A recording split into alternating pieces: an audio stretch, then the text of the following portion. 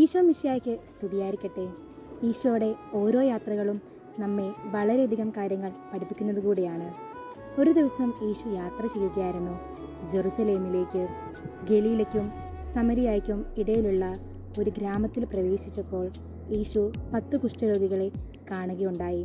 കരുണ തോന്നിയ യേശുനാഥൻ അവരോട് പറഞ്ഞു, പോയി നിങ്ങളെ തന്നെ പുരോഹിതന്മാർക്ക് കാണിച്ചു കൊടുക്കുക എന്ന്. പുരോഹിതന്മാരുടെ സമീപത്തേക്കുള്ള യാത്രാമധ്യേ ആ അത്ഭുതം നടന്നു. 10 പേരുടെയും കുഷ്ഠരോഗം മാറിയിരിക്കുന്നു. ഒരുവൻ തിരികെ ഗുരുവിൻ്റെ സമീപത്തേക്ക് വന്നു. ഗുരുവിനോട് ഹൃദയം നിറഞ്ഞ് നന്ദി പറഞ്ഞു. മറ്റ് 9 പേരും എവിടെയെന്ന് യേശു അവരോട് ചോദിച്ചു.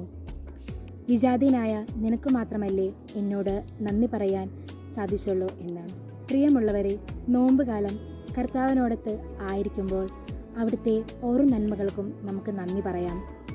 ദൈവം തന്ന നിരവധിയായ അനുഗ്രഹങ്ങൾക്ക് നമുക്ക് ഈശോയോട് ഓരോ ദിവസവും നന്ദി അർപ്പിക്കാം. ഈശോ നമ്മെ അനുഗ്രഹിക്കട്ടെ. ആമേൻ.